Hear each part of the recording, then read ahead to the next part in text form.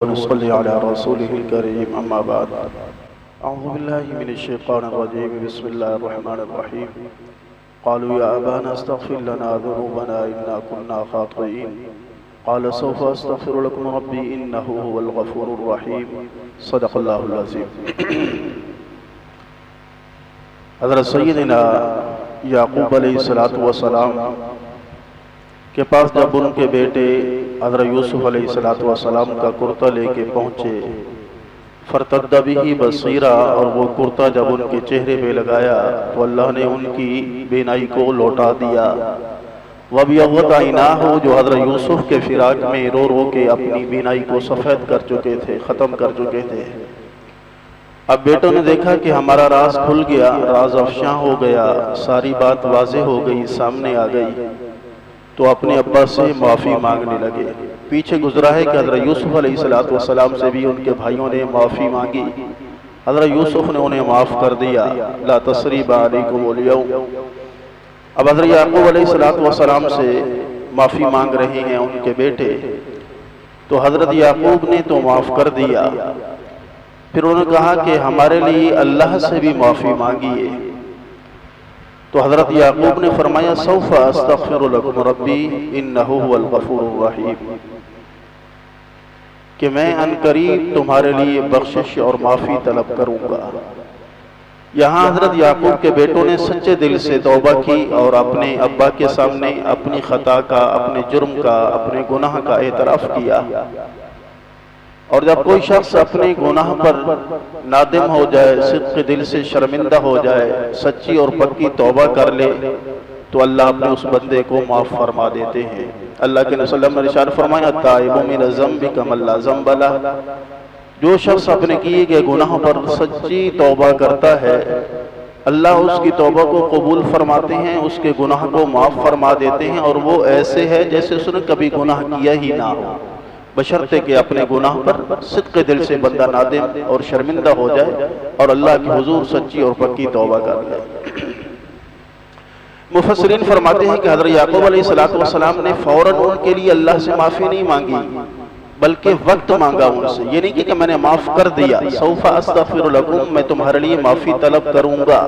इसकी कई वजूहात बयान की गई है। पहली वजह यह है कि इन बच्चों ने, इन लड़कों ने, हज़रत यूसुफ के इन भाइयों ने सिर्फ अपने बाप का दिल नहीं दुखाया था, बल्कि साथ में हज़रत यूसुफ को भी तकलीफ पहुंचाई थी। उन्हें मारा था, पीटा था, धक्के दिए थे, कत्ल के दर पे हुए थे, हत्ता के अंधे कुएं में डाल दिया था। तो हज़रत यूसुफ को भी बहुत अज़ियत पहुंची थी। तो हज़रत याक़ूब अलैहिस्सलातु वस्सलाम ने वक्त मांगा कि अगर यूसुफ इनको माफ़ करेंगे तो मैं इनकी माफ़ी मांगूंगा, क्योंकि बंदे का जो हक है ये बहुत सख्त है।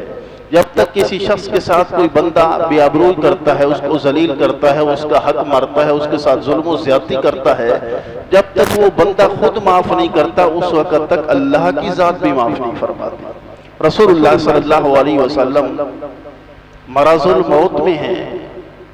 आप अलैहिस्सलातु वस्सलाम मिंबर पर तशरीफ़ लाए और सर में शिद्दत का दर्द था, आपने अपने सर को कपड़े से बांध रखा था। अल्लाह के नबी ने फरमाया लोगों, मैंने अगर किसी का हक देना हो, मुझसे कोई अपना हक तलब करना चाहता हो तो वो तलब कर ले, इसी दुनिया में अपने सारा हक मुझसे ले लो, आखिरत का मामला बहुत सख्त है। अल्लाह के नबी ने फरमाया अगर इस दुनिया में किसी ने किसी की बेआबरूई की, बेइज्जती की, किसी को जलील किया, रुसवा किया, किसी का हक मारा और यहाँ पर उसने अपनी माफ़ी तलाफी नहीं करवाई, तो अल्लाह की बारगाह में कल बड़ी सख्त पकड़ होगी। जब तक वो बंदा माफ़ नहीं करेगा, अल्लाह भी माफ़ नहीं फरमाएंगे। बल्कि एक रवायत में तो यूँ आता है, अल्लाह के रसूल ने सहाबा से फरमाया कि तुम कंगले को जानते हो, गरीब और मुफलिस को जानते हो। साहब ने अर्ज़ की या रसूलल्लाह दिरहम वला दीनार, जिसके पास रुपया पैसा ना हो, दिरहम दीनार ना, वो कंगला है, गरीब है, मुफलिस है। आपने फरमाया अल्लाह वो मुफलिस नहीं है, वो गरीब नहीं है, बल्कि गरीब तो वो है कि कल जो शख्स अल्लाह की बारगाह में हाजिर होगा हशर के मैदान में, उसके पास बहुत हज होंगे, बहुत सदके होंगे, बहुत खैरात होंगी, बहुत नमाजें होंगी, बहुत सारी नेकियां होंगी, लेकिन उसने किसी का हक मारा होगा, किसी की बेआबरूई की होगी, किसी को जलील किया होगा, किसी को रुसवा किया होगा और किसी का माल गसब किया होगा। वो सारे आएंगे और अपना हक मांगेंगे तो वहां रुपया पैसा तो होगा नहीं, तो उसकी नेकियां उनको बांटी जाएंगी। अल्लाह के नबी ने फरमाया सारी नेकियां खत्म हो जाएंगी, फिर भी हक लेने वाले खड़े होंगे। तो फिर क्या होगा, जो हक लेने वाले होंगे उनके गुनाह इसके सर पे लाद दिए जाएंगे, तो ये बिल्कुल कंगला हो जाएगा, हत्ता कि इसके लिए जहन्नम का हुक्म दिया जाएगा। तो इससे बड़ा मुफलिस कौन हो सकता है। इसलिए मेरे भाई, अगर दुनिया में अगर कोई ऐसी गलती हो गई, खता हो गई, किसी का हक मार लिया, किसी का माल गसब कर लिया, किसी के साथ जुल्म ज्यादती कर लिया और किसी को जलील और रुसवा कर दिया, बेआबरू कर दिया, तो इसी दुनिया में उसकी माफी करवाइए, वरना अल्लाह की बारगाह में जब तक वो बंदा माफ नहीं करेगा अल्लाह भी माफ नहीं फरमाएंगे। इसलिए हजरत याकूब ने कहा सौफा अस्तगफिरु लकुम, मैं अनकरीब तुम्हारे लिए बख्शिश तलब करूंगा। दूसरी तफसीर ये की गई है कि इससे मुराद हजरत याकूब जो वक्त मांग रहे हैं शबे जुमा या जुमा का दिन है, कि जुमे की रात जो बड़ी फजीलत की रात है, और जुमे का दिन कि अल्लाह के नबी ने फरमाया कि एक घड़ी ऐसी है, एक साथ ऐसी है कि उसमें अल्लाह से जो मांगा जाए अल्लाह वो अता फरमाते हैं, बंदे की दुआ को कबूल किया जाता है। या तो वो शबे जुमा में कोई ऐसी घड़ी है, या जुमा के दिन फजर की नमाज के बाद की घड़ी है, या जब इमाम मिंबर पर आ जाता है और वो खुतबा देता है, खुतबे के दरमियान जो थोड़ी देर के लिए बैठता है वो घड़ी कबूलियत की है। तीसरी तफसीर ये की गई है कि इससे मुराद सहरी का वक्त है, तहज्जुद का वक्त है, कि हजरत याकूब ने कहा कि जब मैं तहज्जुद पढ़ूंगा उस वक्त तुम्हारे लिए दुआ करूंगा, क्योंकि वो वक्त बड़ी कबूलियत का है, बड़ी रूहानियत का है। अमीर मोमिनीन हजरत सैयदना उमर फारूक रज़ी अल्लाह तआला अन्हु फजर के लिए जा रहे थे, घर से आवाज आ रही थी कि या अल्लाह तूने पुकारा मैंने लब्बैक कही, या अल्लाह तूने हुक्म दिया मैंने अपनी इस्तिताअत के मुताबिक तामील की और मेरी बख्शिश कर दीजिए, क्योंकि ये सहरी का वक्त है। हजरत उमर फारूक ने पता किया ये किसका घर है और कौन अंदर से ये दुआ कर रहा है, तो पता चला वो हजरत सैयदना अब्दुल्लाह इब्न मसऊद रज़ी अल्लाह तआला अन्हु थे।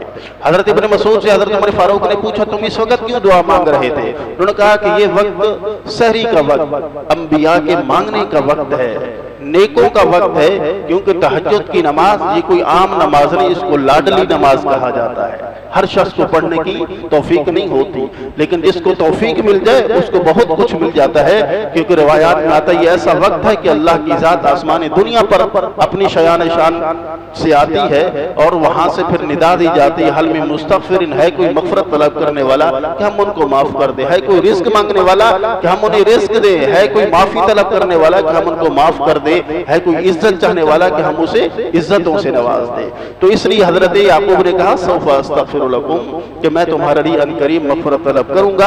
मुराद इससे या तो जुम्मे का दिन था, या शबे जुमा था, या सहरी का वक्त था, या हजरत यूसुफ अलैहिस्सलातु वस्सलाम जब तक माफ नहीं करेंगे उस वक्त मैं भी माफी नहीं मांगूंगा, क्योंकि हुकूकुल इबाद जब तक बंदा माफ नहीं करता उस वक्त तक अल्लाह भी माफ नहीं करते। आगे फरमाया वह अरहमुर राहिमीन, वो बहुत बख्शनहार है। अल्लाह से अमल की तौफीक अता फरमाए। अल्हम्दुलिल्लाह।